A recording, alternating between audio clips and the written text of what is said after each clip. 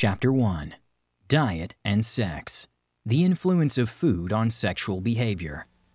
That nutrition has a profound influence on the process of reproduction and sexual activity is a well-established biological fact. Geddes and Thompson, in their Evolution of Sex, consider reproduction as a further stage in the process of cell growth. It is a well-established biological fact that increased nutrition increases at the same time reproductive activity, and lowered nutrition diminishes it. Bebel, an opponent to Neo-Malthusianism, claimed that by regulation of the diet, it was possible to diminish and control procreative activity, and thus to limit birth in a natural, healthful manner, without resulting to artificial methods of contraception. Since time immemorial, religious devotees abstained from meat or fasted for the purpose of controlling sexual impulses, and this explains the customs of abstention from meat and fasting during certain religious holidays.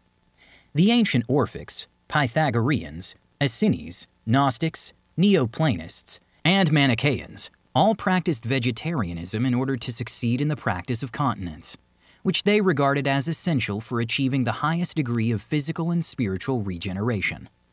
Pythagoras, who was both a physiologist and a moral reformer, was the first to claim that protein foods augment sexual inclinations, and that a low-protein, strictly vegetarian diet was essential for all who wish to live in continence and experience the beneficial effects of this practice in leading to better brain nutrition and in heightening intellectual and spiritual powers.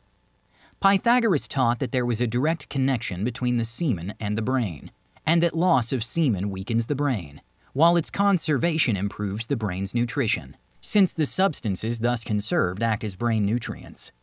We now know that this is a physiological fact, which the intuition of Pythagoras foresaw centuries ago, since lecithin, an organic phosphorized fat, which is a chief constituent of brain and nerve tissue, is an essential component of the semen and is lost with it. This means that the greater the seminal excretion, the more lecithin is lost from the blood, and consequently from the brain. Whereas conservation of semen through continence leads to better lecithin, organic phosphorus, brain nutrition, and increased intellectual energy. Since a low-protein diet diminishes the tendency of seminal excretion, it helps conserve lecithin for brain nutrition. Since it is reasonable to identify spirituality with the regeneration of higher brain centers, the pituitary and pineal glands, the latter organ being richer in lecithin than any other part of the body, we can understand the reason why religious orders have always insisted on continence as a prime requisite for those who wish to live a spiritual life.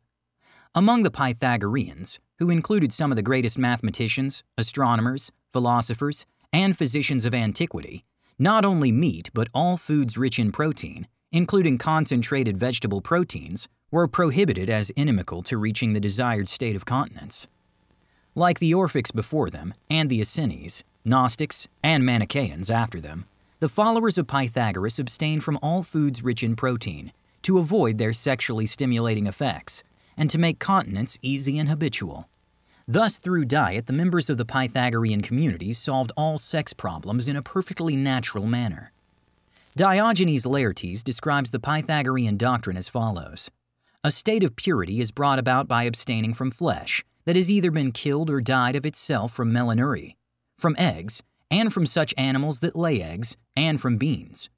Milo, the Pythagorean, who was one of the strongest men in history, was a living proof of the capacity of a low-protein, strictly vegetarian diet to maintain perfect health and vigor. While Pythagoreans married and bore children, they practiced continence as a physiological disciple of value to body and brain.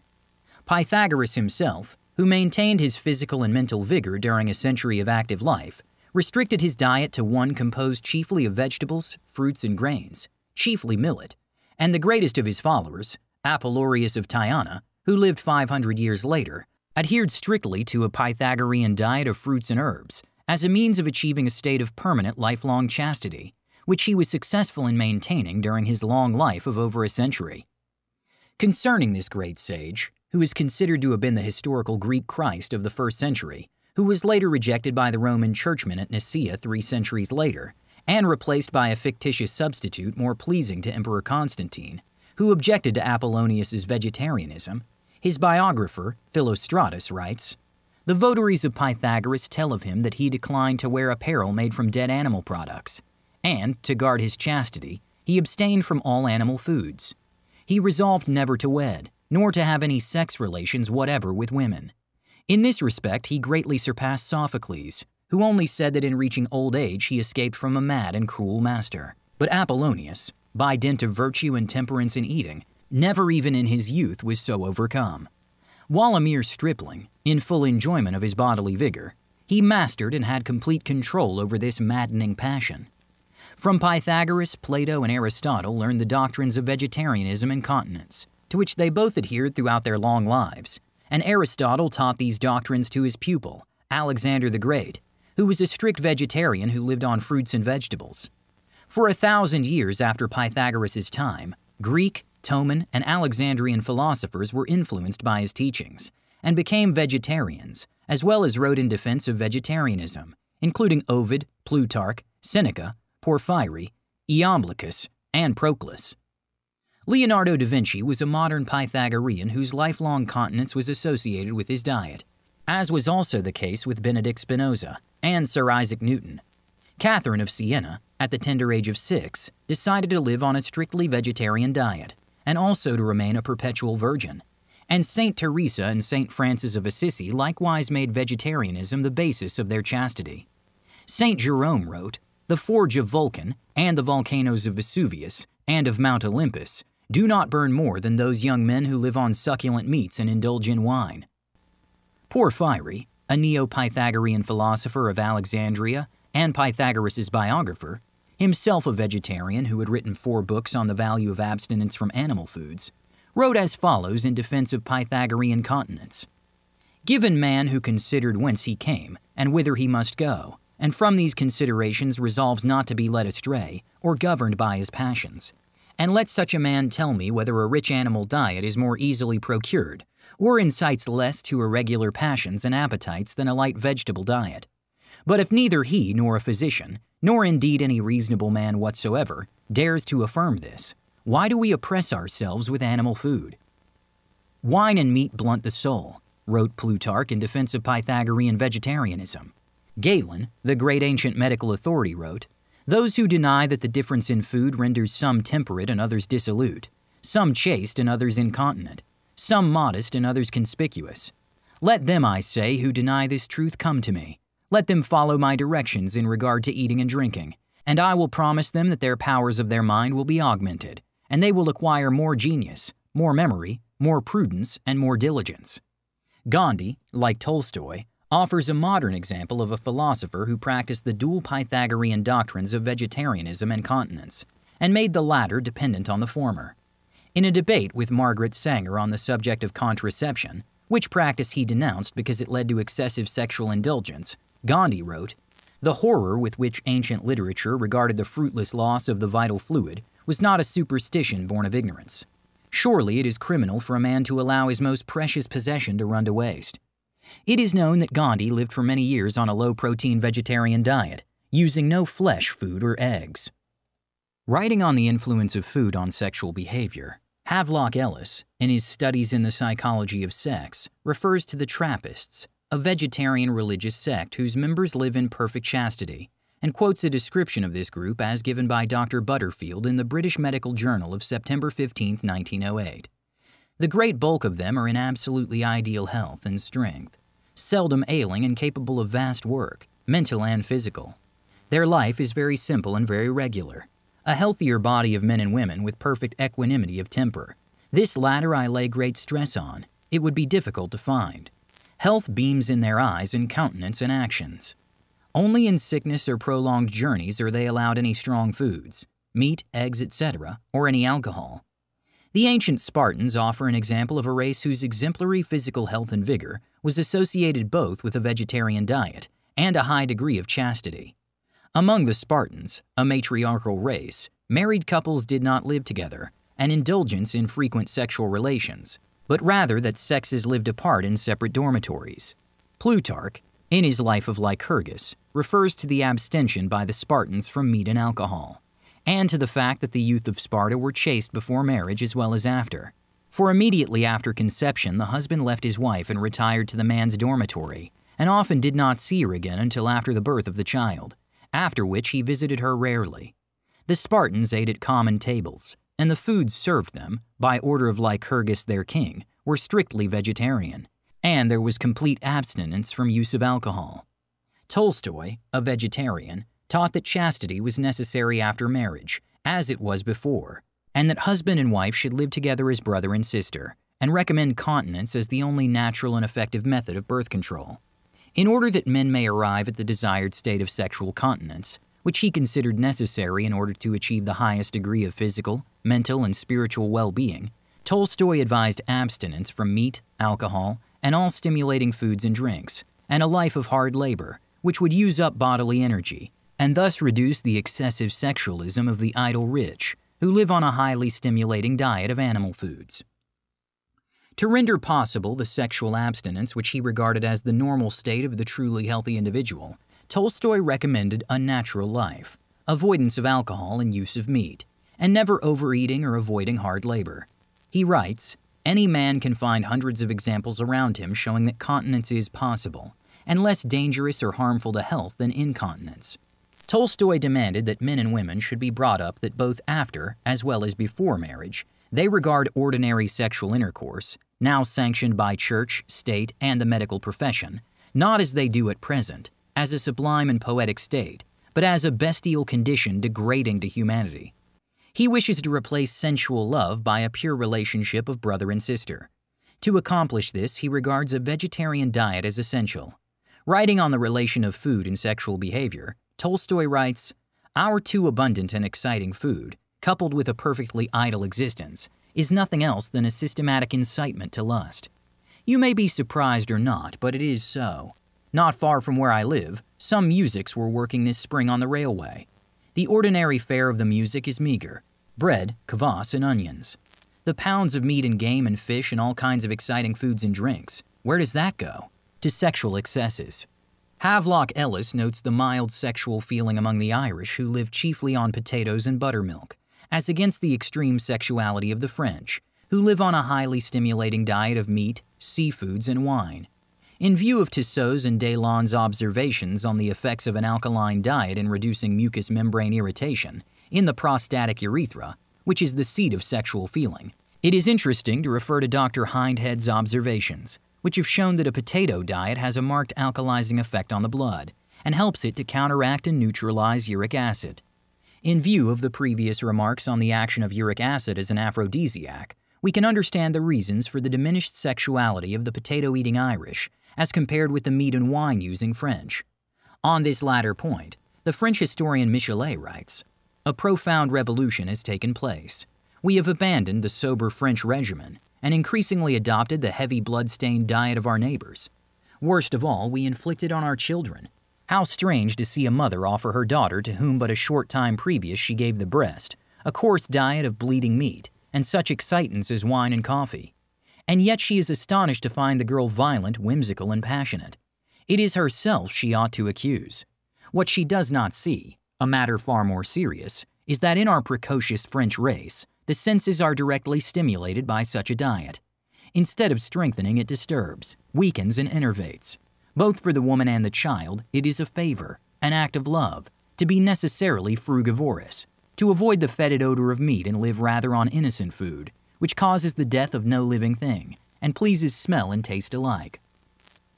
Speaking of the type of diet best suited to reduce sexual irritability, Dr. Nafez writes, "From ancient times, it has been well known that a wholly or chiefly vegetable diet favors the subjugation of the passions, and hence was recommended to persons of violent desires, and enjoined on celibate orders of priesthood, particularly those vegetables which contain a large percentage of vegetable fiber and water, as cabbage, turnips, beets, melons, and carrots, and those which contain acids and some soporific principles as sorrel, sour fruits, lettuce chicory, endive, and other salads are reproduced to have especial virtues in this direction. There is a definite relation between constipation, with its associated auto-intoxication and sexual craving.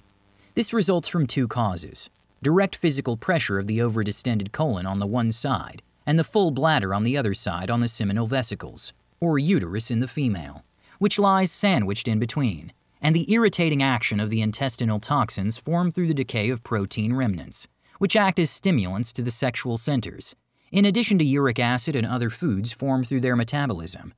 Since the diet recommended by Dr. Nafez will help overcome constipation and auto-intoxication by introducing plenty of vegetable cellulose into the intestinal tract, it is clear that it will, for this reason, aid to counteract sexual tendencies.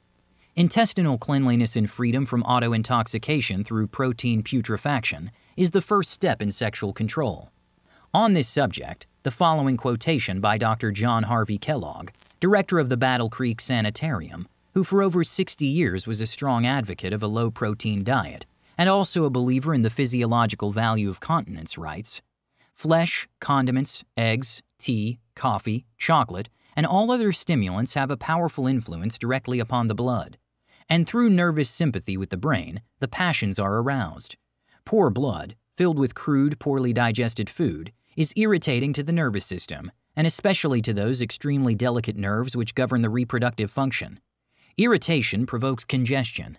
Congestion excites sexual desires.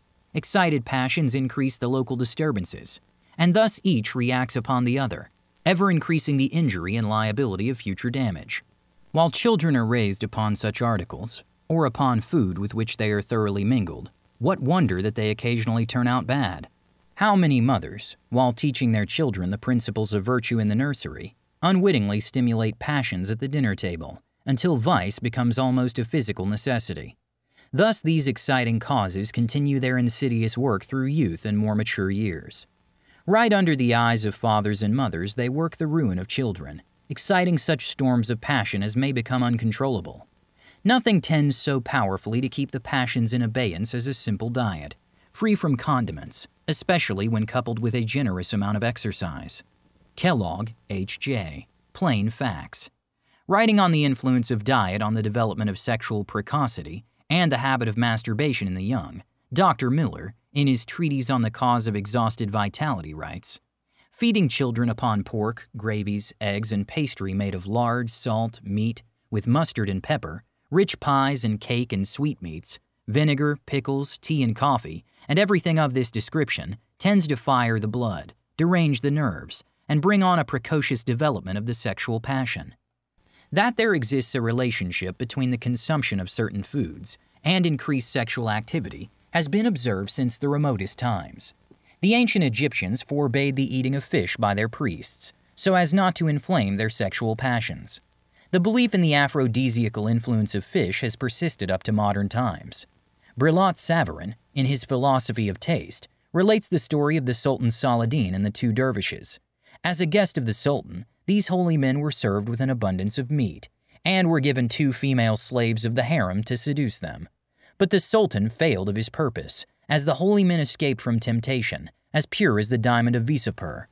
Later, the Sultan fed his guests almost exclusively upon fish, and they fell to the wiles of their fair charmers. The fish they ate was responsible for removing the resistance of these holy men to temptation." Davy mentions the fact that fish-eating peoples have a very numerous progeny and are noted for their virility. Havelock Ellis considers fish, oysters, shellfish, and beefsteak as strong aphrodisiacs. He writes, "Food and drink are powerful sexual stimulants. This is true even of the simplest and most wholesome nourishment, and is more especially true of flesh meat, and above all alcohol. Fish, shellfish, especially oysters, and eggs have a popular reputation as aphrodisiacs. The same applies to caviar, fish eggs. Islanders and seacoast tribes, subsisting on seafoods, are noted to be extremely lascivious. Whiteween, while working at an educational institution for abandoned young people in Aramalu, observed the effect of fish and cod liver oil in increasing sexual desire. Crabs and lobsters, like oysters and other shellfish, are noted for their aphrodisiacal properties, which are related to their high content of uric acid. Certain seafoods contain even more uric acid than meat, and this accounts for there being even stronger sexual stimulants. Of all foods in common use, meat is the most effective of commonly used food aphrodisiacs. A beefsteak is probably as powerful a sexual stimulant as any food, says Ellis.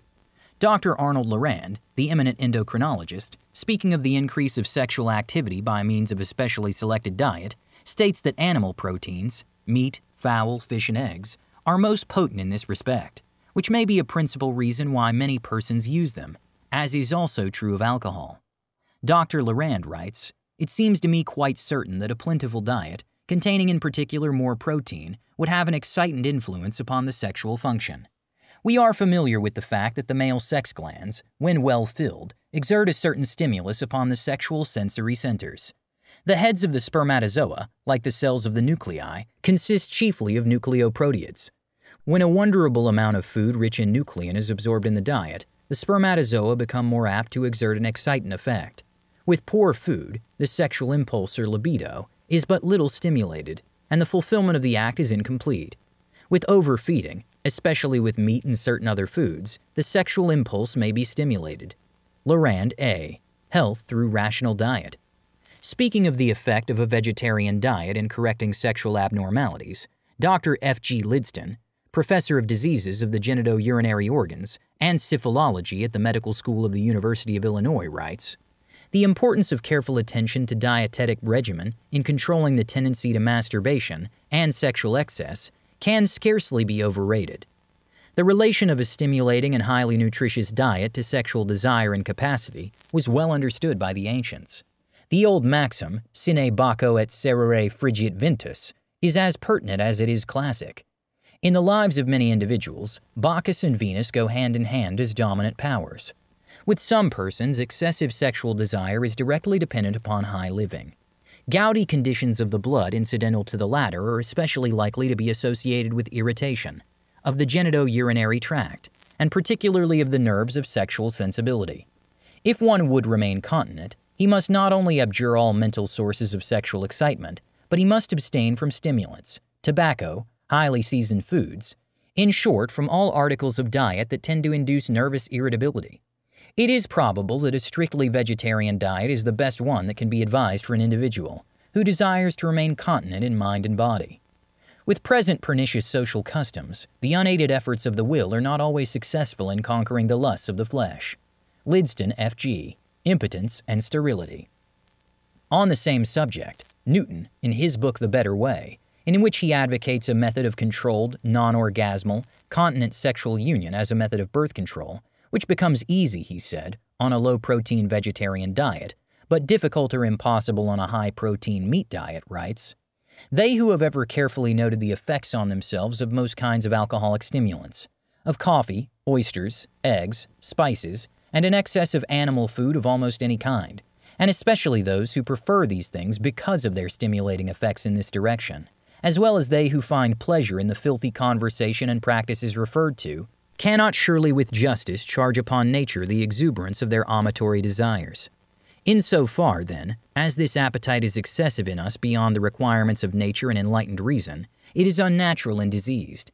A careful abstinence from exciting foods, drinks, acts, and thoughts, and the use of appropriate means to allay excitement.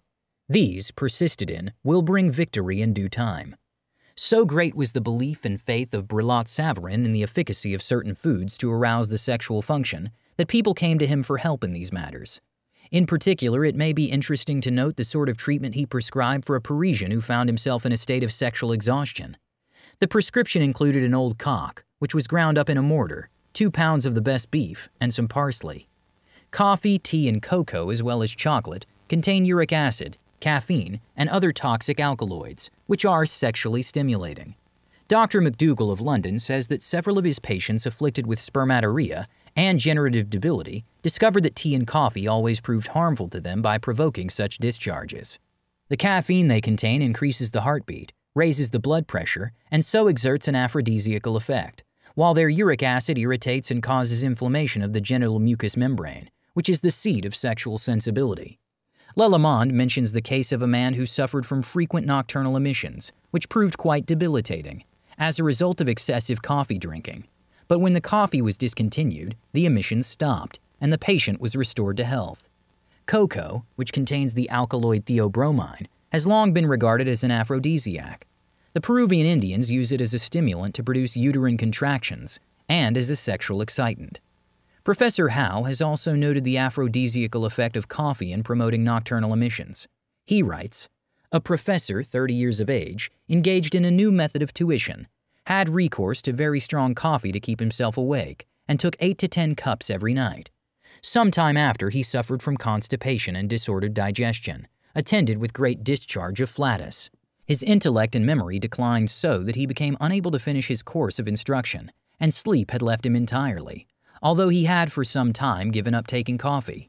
On consulting me, he confessed that he had become completely impotent after having experienced frequent and abundant pollutions. Tobacco is another powerful aphrodisiac, which is due to its irritating effect on the genital mucous membrane, which is the seat of sexual feeling. Those working in tobacco factories are said to be greatly troubled by profuse involuntary emissions. Physicians working in tobacco factories report that males frequently suffer from genital disorders and loss of functional vigor, which is also known to be the effect of the loss of seminal vitality caused by the aphrodisiacal action of this narcotic. Lallemande reports a case of impotence brought on in a young man as a result of excessive nocturnal and diurnal emissions resulting from the use of tobacco. According to Professor Howe, tobacco has the tendency to increase involuntary seminal emissions by its irritating action on the genital mucous membranes. This is even more marked in women than in men, since tobacco creates havoc in the female genital tract, producing sterility and cancer of these organs. Among irritants of the genital mucous membranes, Dr. Tissot lists pork, game, spices, alcohol, fish, eggs, pepper, and coffee as being most potent, and all are strong sexual stimulants.